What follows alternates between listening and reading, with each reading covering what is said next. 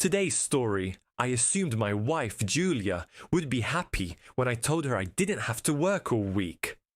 I'm a heavy equipment mechanic, and unfortunately, I end up working a lot of hours. Julia had a 3-day vacation planned with her sisters at Lake Winona. They usually rent cabins, and the family spends 3 days swimming, hiking, and having fun around the campfire.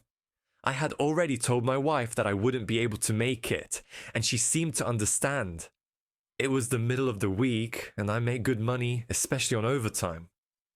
I missed most of these outings, so I was really glad when I could get some time off.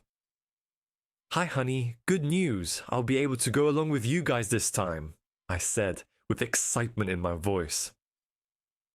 "That's great, Jake. I'm sure the kids will appreciate it, and you'll have some fun too. If it's okay with you, I'm planning to take the dirt bike along. There are some designated trails up there that I would like to try. I'll only do it if you're okay with it. I don't want to cause any problems." "That's fine," Julia said. "There's a lot of mountain at Lake Winona, and you should get in some good rides. Enjoy yourself." Julia was preparing supper while I went out to get the dirt bike ready. It wasn't really an off-road bike. It was a street-legal 2-stroke that could be used off-road if you didn't get too wild with it. I didn't have too many chances to use it around home.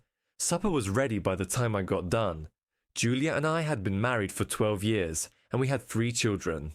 Tommy, 11, Lucas, 8, and Mia, 7. We had a nice little frame house with a big mortgage, and things were going great for the Mason family. After supper, we cleaned up, and the kids settled in for some TV. I grabbed a shower while Julia finished something up on the computer. When I popped in to get out my trail maps, I noticed she quickly deleted something and logged off when I entered the room. I acted like I didn't see it, rummaging through the closet. She smiled and left the room, so I quietly hit the shutdown button on the computer after making sure she was downstairs. I opened her email and found nothing in the inbox, but I went to the deleted mail folder just in case. Julia was very cautious, especially when it came to her emails. I never questioned her about it, and she usually double-deleted everything. There was never any record of incoming or outgoing mail of hers. This time, however, she had been in a hurry and hadn't deleted the deleted items. There it was, a message from someone named D. Thompson. The message read, "Change in plans, Jake will be coming up with the family. You can still come, but I will have Karen put you in the last cabin. We should be able to have time together because he'll be riding his motorcycle." See ya, LOC, who the hell was D. Thompson? And why was he coming to our family gathering? What did Julia's sister Karen have to do with setting this up? I was stunned. I pulled down Julia's high school yearbook and found Don Thompson. There was a picture of Julia and Don together at the prom. I never really thought much about my marriage before. I assumed everything was fine. I met Julia 2 years after she graduated, and after dating for 6 months, I asked her to marry me.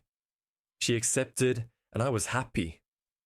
But now, I was wondering why she would be seeing this guy in high school if she was still with me.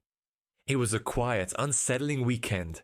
Julia had spent the day preparing for the trip while I got the bike ready. Once we arrived, I noticed a dark green SUV parked by the last cabin. After a quick lunch, I went for a ride. It wasn't long before I saw a tall, good-looking guy approach the picnic table where Julia and her sisters were sitting. They greeted him warmly.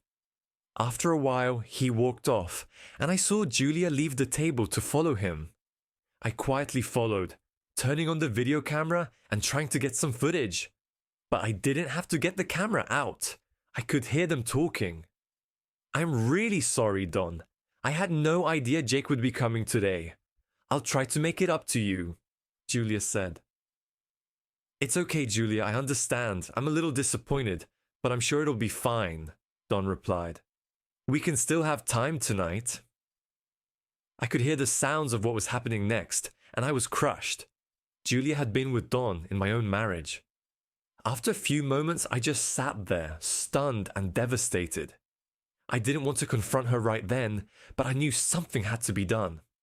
Later that night, I took the kids to the fire pit.